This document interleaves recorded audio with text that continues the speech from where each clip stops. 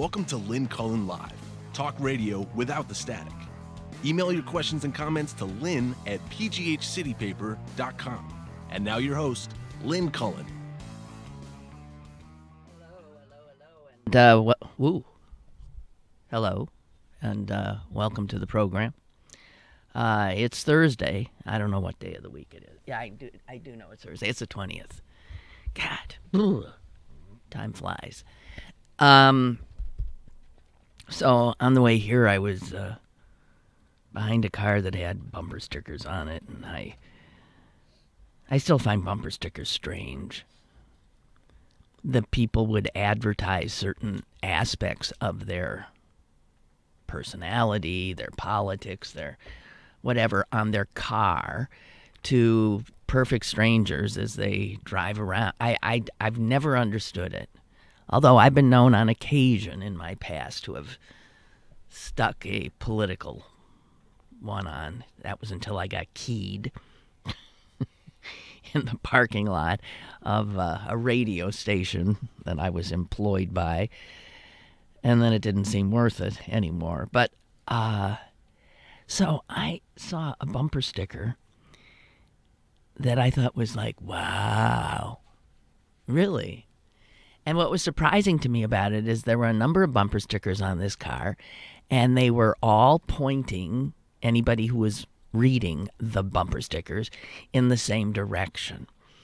And the direction was an odd one because I had this silly thought, which I will share with you in just 1 second. The bumper stickers all pointed to something called like Quakers.com, or it was obviously a Quaker's car, a Quaker, a religion, right? So it was somebody who was a Quaker, and they had their Quaker bumper stickers on. And my thought, which I realized must have been rather silly, was, I didn't know Quakers.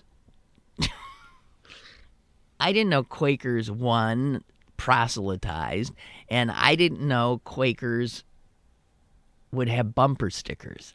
I think of Quakers as something odd a little bit, just a little off, so that they wouldn't act in the same manner. Bumper stickers have always struck me as sort of in your face kind of things. And it just didn't seem to go, I don't know. I thought Quakers, bumper stickers. But then, let me tell you the one that really caught my eye. I said it many times to myself so I wouldn't forget it. And then when came to a red light, as you guys say, I say red light, I wrote it down so that I would not forget it. Here is what the bumper sticker said. There is no path to peace, which is really a deflating thing to read. There is no path to peace. But there was another line under it. Peace is the path. And I thought, wow, that sort of sums up my sense of what Quakers are about in that regard. And that's a pretty powerful, shrinking down of the pacifistic nature of the Quakers, down to a bumper sticker that is provocative. And the more you think about it, the more provocative it is. It's a very radical thought. There is no path to peace. Peace is the path.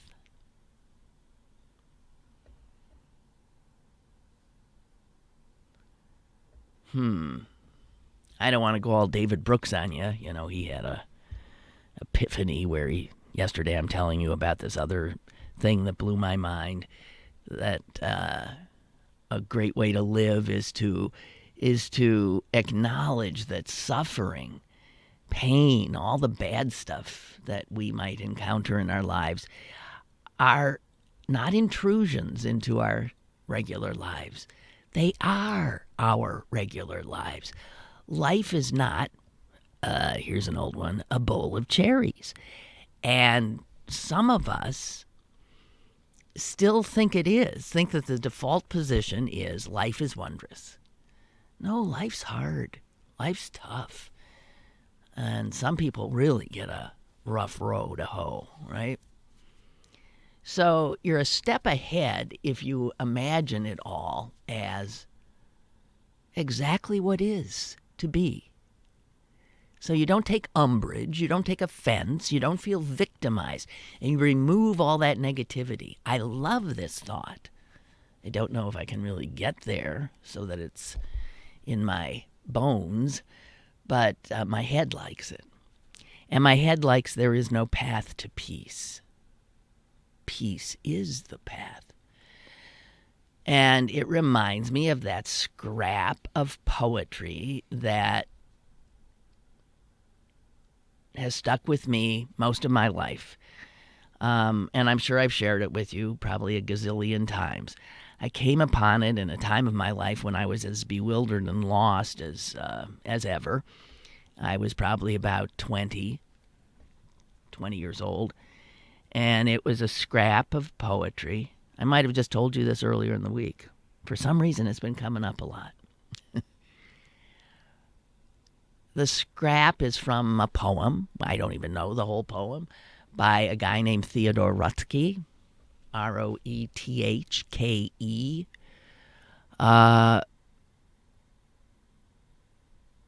from Minnesota, I believe.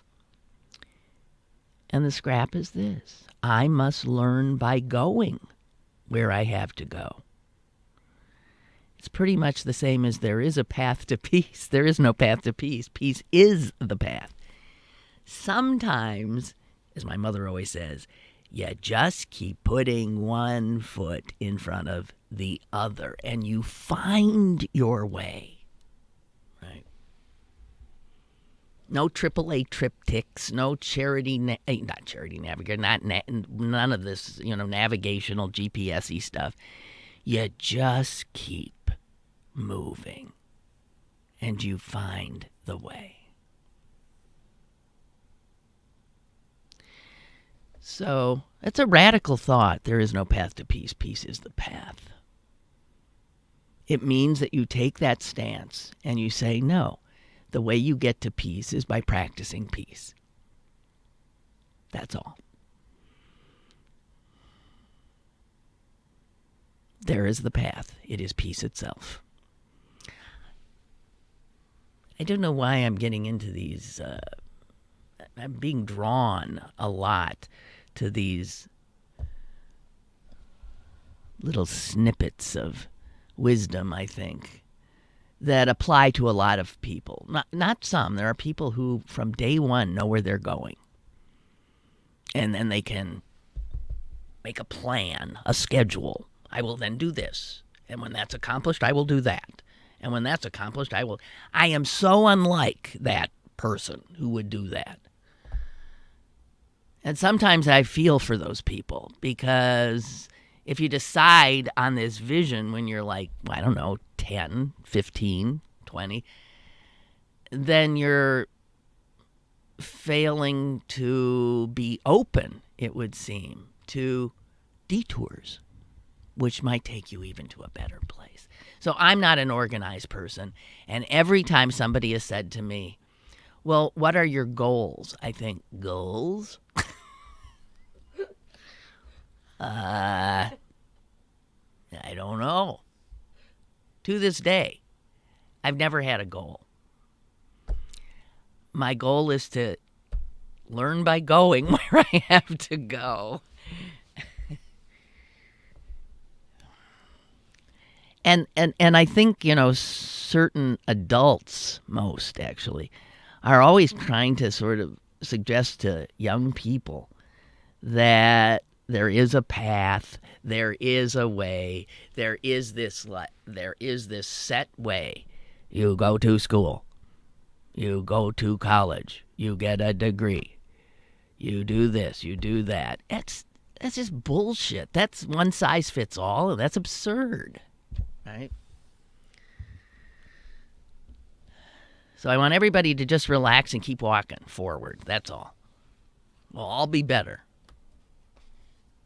Phone number here, 412-200-5686.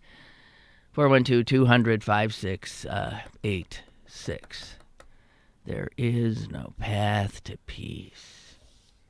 Peace is the path. Well, now I guess to more mundane things.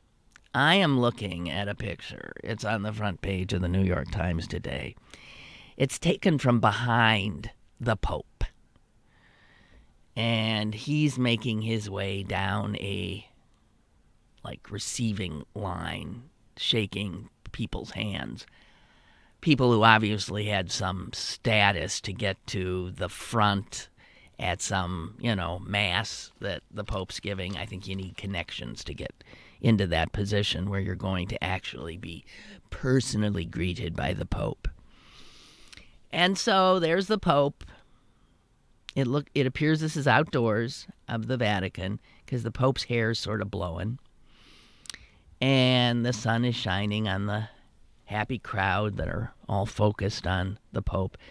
There's one person in the picture that doesn't look happy, and that's the guy who's shaking the Pope's hand. And you know who that is?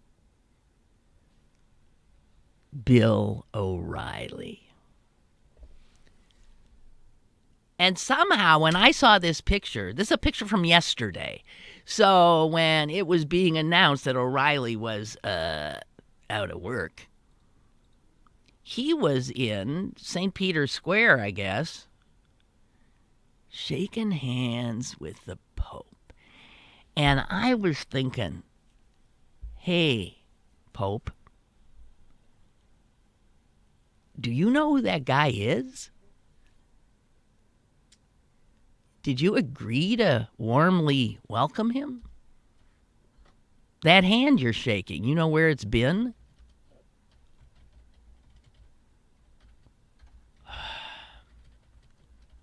Such is the world. Such is the world. I don't know if the Pope knew it was Bill O'Reilly. O'Reilly looks very stressed out. He does not look happy. Aw. But that's odd. Well, I guess, the Pope washes the feet of homeless lepers or something. So, but that I can see doing. Shaking Bill O'Reilly's hand is on a whole other level. Yeah.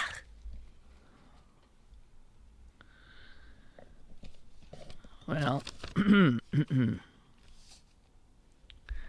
so I said yesterday that O'Reilly was gone, but so probably would be this guy named Shine, who's now runs Fox News now, but was very involved in the environment of this despicable boys club known as Fox. And that there were rumors that he'd have to go too. He was not let go. And what I read in the New York Times business section about this is that the feeling was that you needed, with so many high-profile exits from Fox in just the last, 9 months or so, from Roger Ailes to Megyn Kelly to, I don't consider Greta friggin' von Susteren a major, but still, and then now the big boy, O'Reilly. There was thought apparently that they wanted a measure of stability at the top, so they're going to keep the enabler of the boys club in place. Too bad. So, I read something. You're kidding. You read something? You know what? I cannot sit without reading. The minute I sit down, I look for something to grab onto and read. When you see people like sitting on their front porches, old people, and they're not reading, and they're just sitting there on their porch. I don't understand it. And yet, it's exactly what we were talking about the other day, that it's a good thing to do, to let your brain rest. Rest. I'm always feeding it. Feed your head. Always feeding it. And I think, that's not necessarily good. Do you get the sense that I'm just sort of prattling today? I am. I admit to it. And it's okay. So I came upon this, and I was looking for who the hell wrote it, and for some reason, the way this printed out, I don't have the woman's name. It was a woman, and she does, I guess, blog in cahoots with the Washington Post. And I thought what she had to say about O'Reilly's demise was spot on. And she suggests that any sense of victory here is we can take little pleasure. Not much has changed, if anything. And here's what she says. So you had all this crap going on, and then she says, yet it still took a New York Times expose, visible protests outside the network's headquarters, and the loss of more than 50 major advertisers from O'Reilly's show for Fox to even consider taking him off the air. And when the network finally decided to give him the boot, it was announced in a careful, mutually agreed upon departure on the back end of a pleasant Italian vacation, punctuated by the Pope's handshake. She didn't say that, I did. There's no doubt, she says, and boy, we can concur, that in days to come, we'll hear of a multi-million-dollar severance package.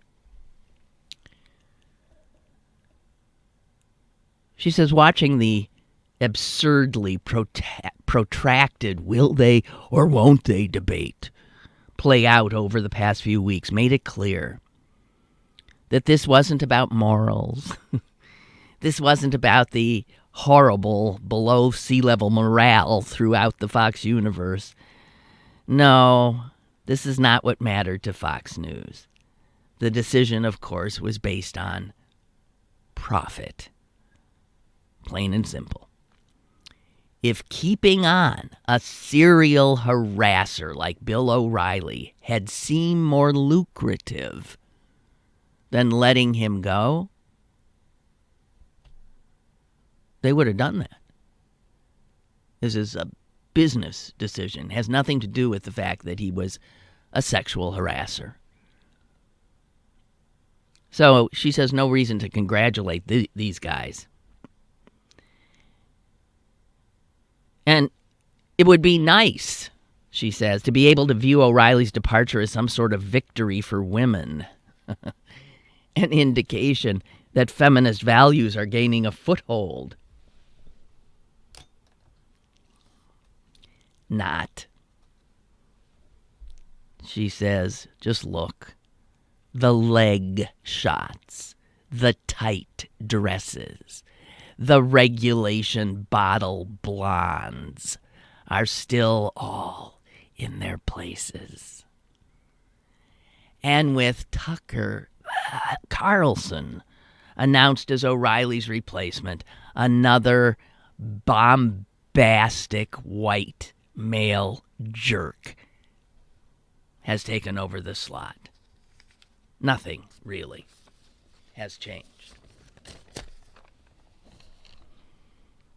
That be the truth. That's the truth. Oh, Brooke says she knows a little bit about Quakers. Good. And they have a fascinating history. I would encourage anyone to Google them. I have visited a number of very old Quaker meeting houses, the oldest of which is in Maryland. One of the more interesting facts about the Quakers is that from the very beginning they have taught equality of all persons, including women. Well, that's in keeping with their peaceful view that the way you have a great community or whatever is to just hew to the path of peace. Peace itself is the path. And she says, you're right, they are completely devoted to peaceful principles. Strange then that Richard Nixon was one, huh? Well, his mom was. I don't know how much it took with him.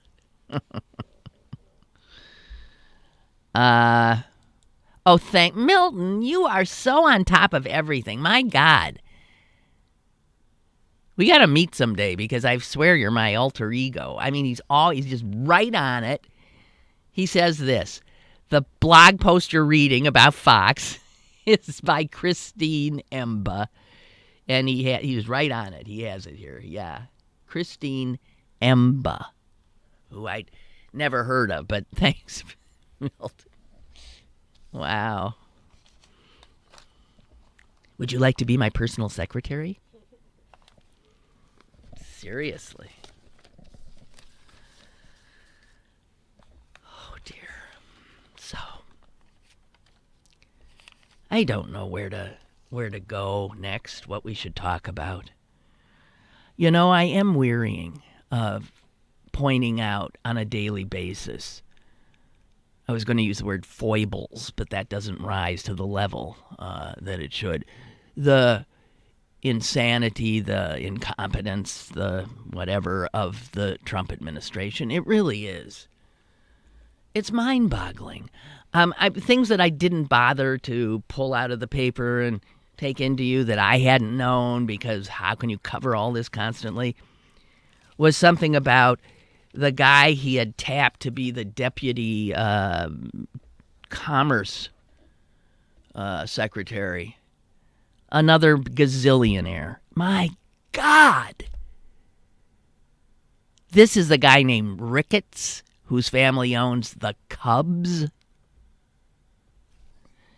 As much as I rooted for the Cubs to win that first, the series, I'm done with them now. I don't have to root for them anymore.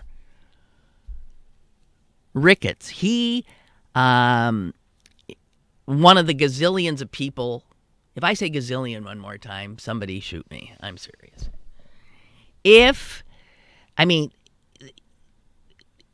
We've been saying that the government is relatively depopulated. He hasn't filled any of these positions, all these deputy positions. Those are the guys that actually do the work. And this one just pulled out, just another one. And he pulled out because he can't, he's unwilling, he's got so much damn money, and it's so interwoven in so many areas that for him to serve as deputy commerce secretary would be impossible. He would literally be recusing himself 90% of the time, which should be the case for like the new head of the FCC, the head of Department of Health and Social Services, Pruitt at EPA. All of these people are so totally ethically challenged. And in any other time, in any other administration, there would be a constant hue and cry. It would be scandal. Scandal, scandal, scandal. Not with these guys, obviously.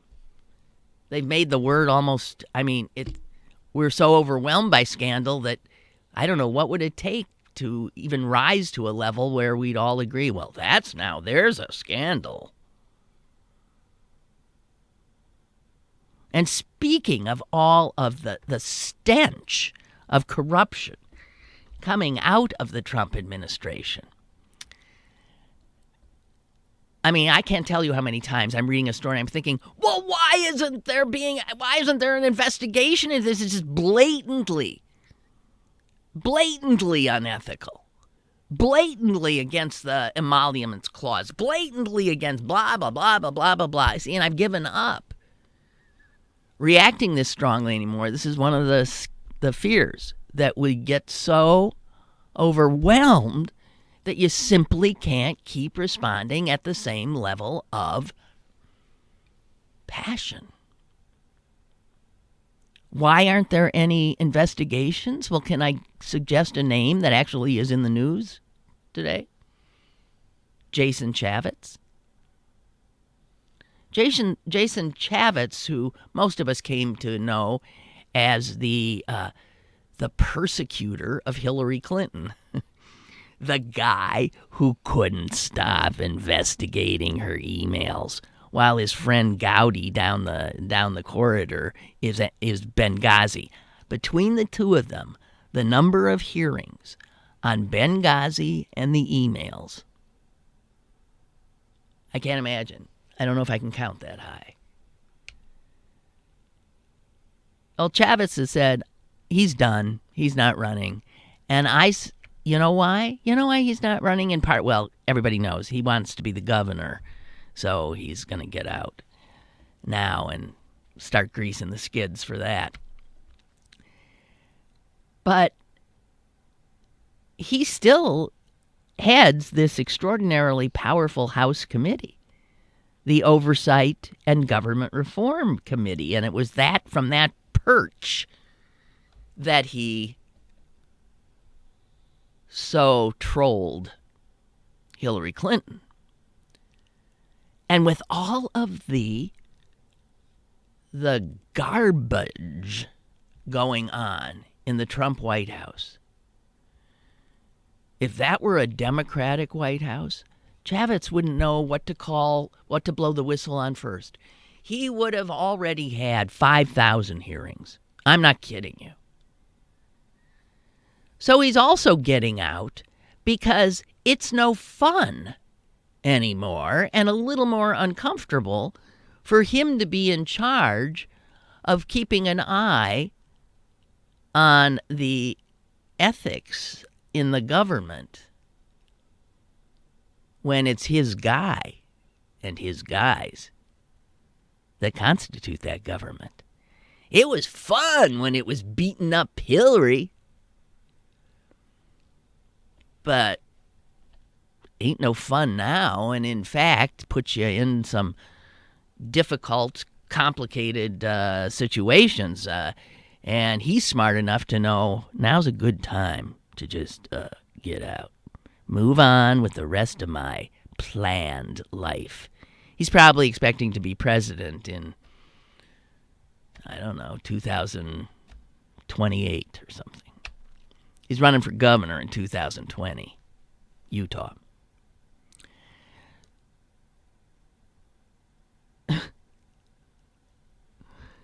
What a slime.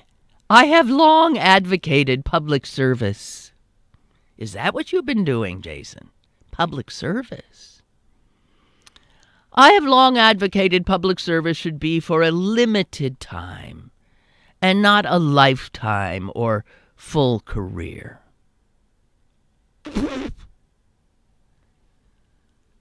What a lying SOB. So, I'm just saying, ain't no fun anymore. Put you in difficult situations when you're not lifting a finger to get into the ethical abuses, the fraud, the mismanagement. Can you imagine just the carrier thing the other day? Well, we got an armada going right there toward the Sea of Japan, when in fact it's heading 3,000 miles and in the other direction south. You imagine what Chavez would do if that were a Democrat in the White House? So he can't play like he used to play. So he's getting out. He's getting out. Watch for him. He's slippery. He's slimy. And he's not done with us, I'm afraid. Deb says, Lynn, my personality and yours are totally alike. Every opinion you have stated today, I've thought the same thing to myself. It's kind of crazy. And reading, I'm the same. And having no plans or goals. I can't even make the bed without going off track in 2 or 3 other directions. Yeah. Well, it's good to know I have a soul sister. Maybe we should get together with Milt. We might be triplets from another mother. Okay, Joe's on the line. Joe, hello? Joe? Hello. Hi. You suicidal today, or are you, is your glass half full or half empty today, Joe? No, the only good thing about it, we're Republican being in office, is I like to be the opposition and cut on them. That's one thing good about having them in there. That's the only thing good. Get the cut on them, because that's what they did Obama. I was just going to say that Trump, he is basically a lazy man. He's low energy, like he called Jeb Bush, because if you think about Trump, he's kind of drifted through life. When he was a kid at 15, he was so bad they had to put him in the military academy school and get him straightened out. He's been isolated, babied, or whatever you want to call. He always had money, so he always was the boss usually. So he doesn't really know what it is to work. So the man, he buys things and he ruins companies and ruins people's lives and all that. But now he's president. He just wanted to be president because he likes that idea. He's president. But he's doing it with what he did to his companies as president. He's going to designate all this stuff, like he let the military have authorization. So they're going to run the whole. Actually, he liked to be a dictator. So the military, that's part of that, like North Korea, pretty much. But that's what he's done all his life. He's dictated, and everybody did the dirty work. And if it turns out good, he'll take the credit for it. If it turns out bad, it's your fault. And that's just how he's running. His heart's not in it. You could tell. Yep. He looks tired. No, I absolutely agree with you. Of course, you know what job he wants. And more than one person suggested it.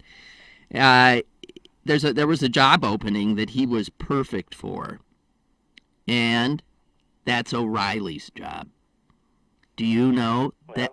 Do you think Fox wouldn't have loved to say, "Hey, Donald, why don't you just step down? We'll give you this hour, Monday through Friday. You do what you want. We'll pay you so much it'll make your head spin, and you won't have to answer to anybody." Would he that's what he'd rather do. Oh, yeah. He'd love that. Yeah. I bet, he ain't happy. No, he ain't happy. I think this is not a very. This is a sad man in every way. Yes, he is. Really He pathetic. looked so sad at that Easter roll hunt and started talking, like you said the other day, about going to be better and that. And I'm thinking it's a friggin' kid's Easter roll hunt. What are you? What I do you know. call it? No. He's pathetic. He is. We agree. Well, I'm glad we dispatched him so quickly. Thank you. Thank you, I Joe. like cutting on him. Yeah. Okay, thank you. Okay, bye. Well, I did, and now I don't, because it's so. Come on.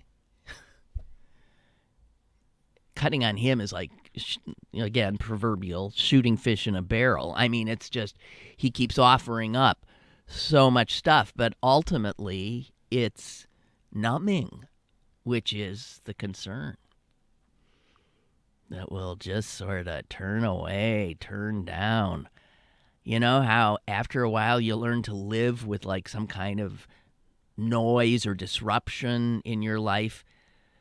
Like I realized yesterday, I was sitting outside in my now increasingly beautiful backyard, and someone started up one of those damn leaf blowers. Bah!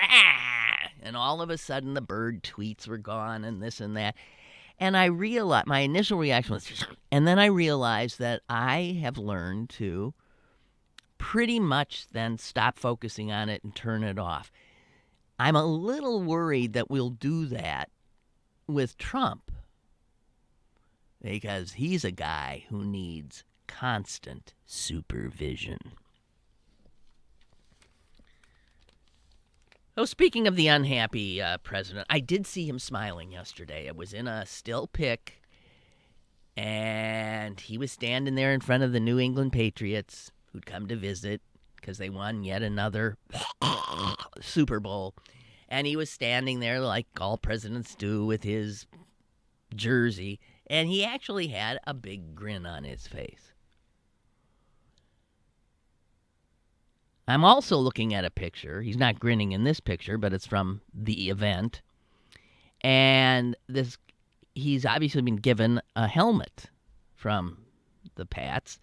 I can see the rich owner and Trump pal, Mr. Kraft, looking all happy. But there's this guy who's giving him the helmet. And do you know, I looked at the picture, and what I first thought, I hope I can show this to you.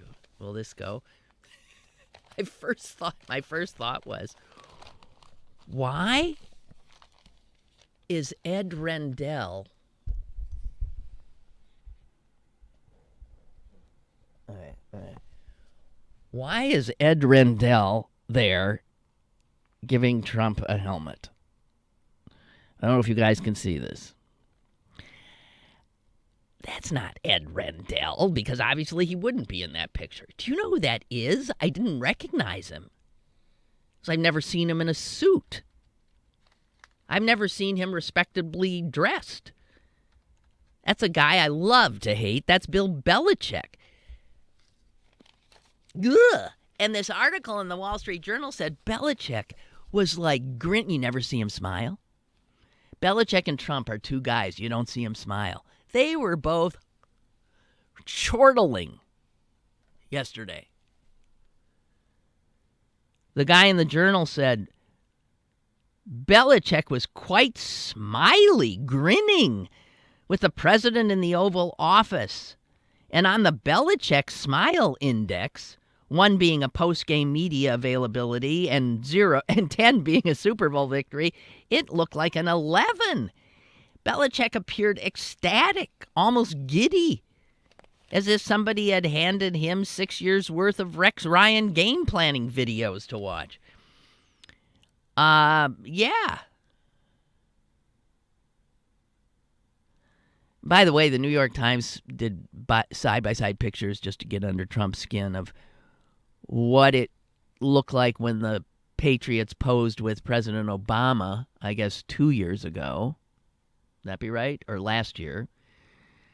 And there's a whole bunch more people there. And so not as big a crowd, not as many patriots showed up to be with Trump. And right before we went on air, I saw that the Patriots actually put out a release saying that is not true. There were as many players. There were 2 fewer then, but we didn't bring as many staff or whatever. Blah blah blah blah blah. But Trump was embarrassed when he started to praise a number of the players by name, and like he said, and Danny Amendola, Danny, where are you? Danny Amendola, Danny, where are you? Danny Amendola. Danny Amendola wasn't there, so that made the president look a little. You know who else wasn't there? Aaron Hernandez. Excuse me. And Tom Brady. Go figure. I don't know. I hate the Patriots. I just hate them. There they are, a team that employed that murderer. Loved him when he was catching balls for him. Oh, yeah. These guys win and they win and they win, and they're just noxious. Noxious. And I see a picture of Serena Williams to the side of that. The news that she won the Australian Open while pregnant. What an amazing woman. So we won't be seeing her play tennis until she has the baby. because she's showing now. Baby due in September. I didn't even know she got married. She isn't married. She's engaged to the co-founder of Reddit, Alexis Ohanian. Anyway, as far as anyone knows, no one's ever won a major while pregnant.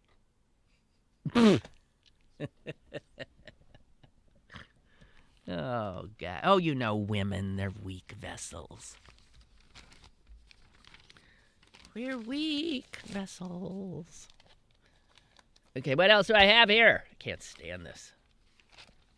Life in Trump's America. Okay, so I have to go back to the carrier thing.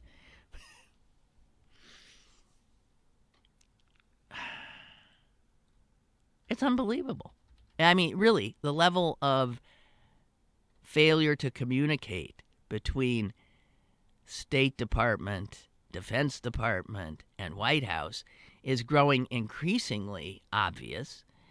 And reporters who cover foreign policy and who are stationed in other countries are sending dispatches suggesting that our allies are increasingly anxious because they don't know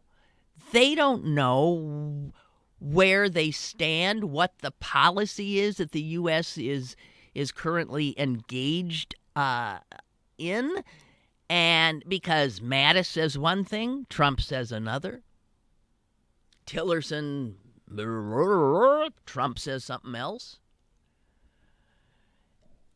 And the South Koreans, guys, who have this lunatic to their north, I mean, you know, you can step over a line, you've gone from South Korea into North Korea. It was the same country, it's the same landmass. And it's always been a tinderbox, as we know. And now you have, heading both countries, the United States and North Korea, narcissistic, crazy guys. What could go wrong? So the South Koreans, who are freaked out, first of all, let's remember, their own president is in jail. She got taken down, impeached, and went straight to jail. They have an acting president. They are a state without anybody at the helm. And the saber rattling going on to their north and from Washington is scaring the bejeebers out of them. Because I got to tell you, when Trump said something about preemptive, we might just do a preemptive strike. Fine. He wants to do a preemptive strike. What would the next action be? North Korea would react. I don't know if they send maybe a missile trying to hit the U.S. I don't think they're there yet. Close, apparently. But they sure as hell can hit South Korea. So the South Koreans are scared. They have never felt more vulnerable. And the missing armada thing really freaked them out. Here is a commentator in South Korea. Like North Korea, which is often accused, of course, of displaying fake missiles during military parades, now the United States, too. Now the U.S. is employing bluffing as its North Korea policy, saying there's a carrier heading your way when in fact it's heading the other way. And then Trump, in an interview with the Wall Street Journal yesterday, again, the kind of thing when you read the quote, you want to slide under your chair. You're so embarrassed. After the president met with the president of China, remember, he came out and said, He had gone into the meeting saying, we're going to tell those Chinese that you take care of this North Korea thing. Come on, that's your neck of the woods. You're the big guys there. You just take care of this. And then Trump walks out of that meeting and says, well, President Xi was telling me this, that, and the other thing, and he saw within 10 minutes. This isn't so easy. But what the president of China had given Trump was the Chinese history of that part of the world. And he had told the president, who said in the Wall Street Journal article, Korea used to be part of China. Well, I got to tell that to the Koreans. They heard that he said that, and they went nuts. That's the Chinese version. Remember, we know this about him. Whoever is the last person to talk to him is who is the most powerful person. So the Chinese guy played him, gave him the total Chinese version of history of that part of the Asian Pacific, and Trump's babbling about it, uncomprehending, and the South Koreans are enraged. Did you know that? They are. Those are our allies. Here's Dejected in D.C. Who can blame him? Hi. Dejected. Hey, how are you today? I'm okay. So I've been meaning to call in to tell you this. The whole reason for the mother of all bombs being dropped on Afghanistan had nothing to do with ISIS. I'm sure it didn't. What did it have to do with? Korea. What? It had to do with posturing. Yeah. No, North Korea. It had to do with North Sure. Korea.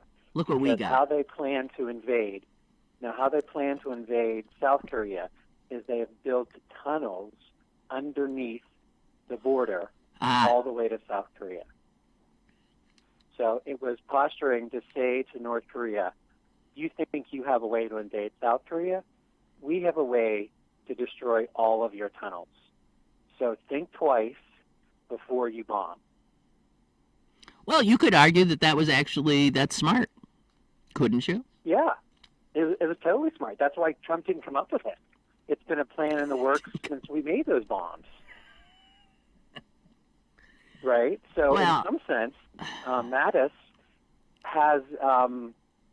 is smart enough to say, what tactical things should we do to keep South Korea happy and North Korea at bay? And that's why that bomb was sent to Afghanistan. And that's why we don't know anything about how many people were killed. We don't have pictures of it. We don't have any of that. It's not data important. Because, right. But you know who does have that data? North Korea has that data. Well, and we have made sure North Korea has that data. But the only thing I take issue with is that while, but the South Koreans are not loving the Trump administration. They're feeling very hung out in a very vulnerable position, which is what I was saying when you called. It says in South Korea, all the major candidates running to be the new president have issued statements warning that a preemptive American strike would set off full-scale war on the Korean Peninsula. They don't want to hear, they don't care, I mean, they don't want a bomb dropped on North Korea like that because they're dead if that happens. They're dead. Well, the plan to invade South Korea, right, is not just to bomb them. It's not just to do nuclear. It's to invade South Korea. And Kim Jong-il, if that's the right one in charge now, has this delusion that he's going to be able, with all of his people, to go into South Korea and take over South Korea. Wow. That's his delusion. I don't know. And the bomb, again, was just to prove that we can destroy all of your tunnels. Okay, well, I understand that. I mean, I hadn't heard that, but that makes perfect sense in terms of the boys in the world doing their pissing contests. Fuck. I'm sorry. I hate this stuff. Do you know, you get a sense, well, I don't know. This is how geopolitics plays out. It's sort of like the Wall Street and the stock market, and what makes it go up and what makes it go down, and it's all just craziness. It's a hard thing to come. Is that I'm sorry. Go ahead. No, you go ahead. That's why I shut up. The more craziness is included that the Defense Department doesn't have a public PR person. We don't have a Spicer. So there's no way that to get information to the public because it doesn't have a spokesperson. So that's the reason. Another reason why all of the ships going to the Armada, going to North Korea, that was that whole blunder. There's no spokesperson. God, and Trump hasn't filled that position. Well, he hasn't even sent the position to Congress. No, it's just classic incompetence. You got a bunch of people who've never been in charge of any governmental stuff running the government into the ground. And I'm certainly not saying that Trump is doing this tactically, but there is a tactic of being the crazy leader. Yeah, I understand, but that's not, yes, the madman principle. And he sure seems to fit it, but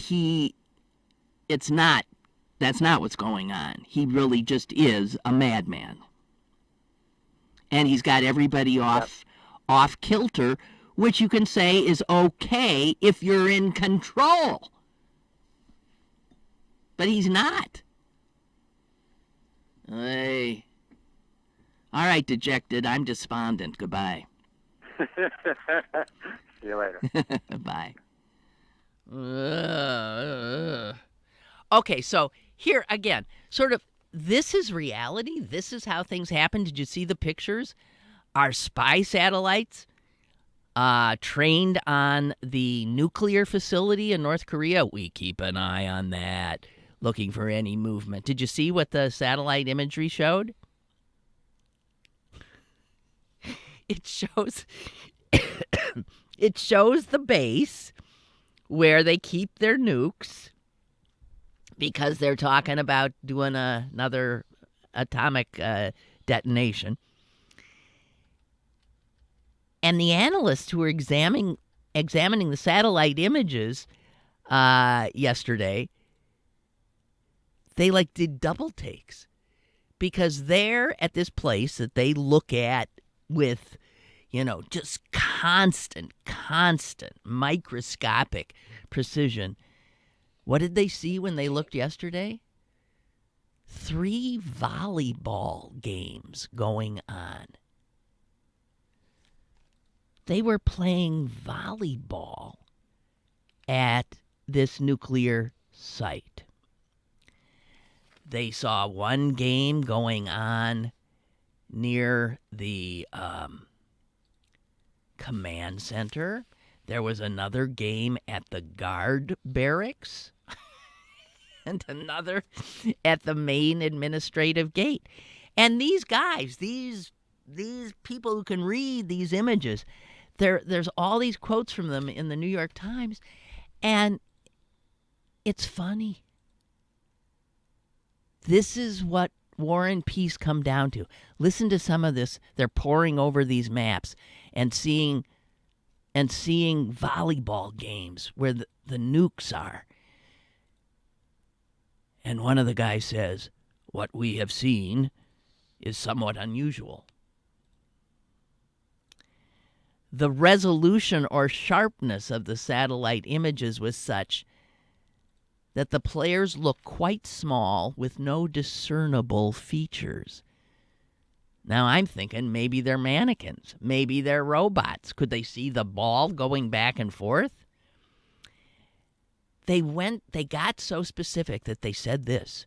The report said the volleyball teams appeared to be the normal 6 players on each side. These highly educated analysts of spy satellite data are counting volleyball players on the North Korean base. And they don't know why. Why are they playing volleyball? Here are more quotes. It suggests, perhaps, that the facility might be going into a standby mode. Or another analyst said this, they're either sending us a message that they've put the facility on standby or they're trying to deceive us. We really don't know. Guys! Okay. This is, to me, I don't know. This all struck me as, again, Alice in Wonderland shit. I can't believe it. This is the nuclear place. This is what all this people, millions might die as a result, blah, blah, blah. And the North Koreans are clearly fucking with your heads, you analysts. Hey, I know they're really going to be training their satellites on us in these days. So let's have a little fun with them. Let's put up some volleyball nets, and we'll all play volleyball. And then we'll watch them try to figure out what the hell we're doing. That's all. This is the level on which geopolitics takes place. Is that like one step up from a bunch of kindergartners at play? Ah! That's all I want to say. And we'll finish on this that Barbara sent. She got this from Existential Comics. This is Nietzsche in a nutshell. God is dead. Morality, meaningless. Humans, idiots. Existence, suffering. Would I do it all again? You're damn right! I don't know. There you have it. All righty, guys. I don't know. I'll never know. God help us. God bless you. Pet a puppy, kiss a child, and be happy. Bye.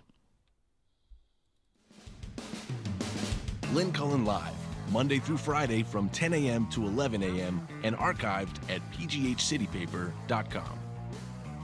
The opinions expressed on Lynn Cullen Live are those of the host and do not necessarily reflect the viewpoints of Pittsburgh City Paper or its advertisers.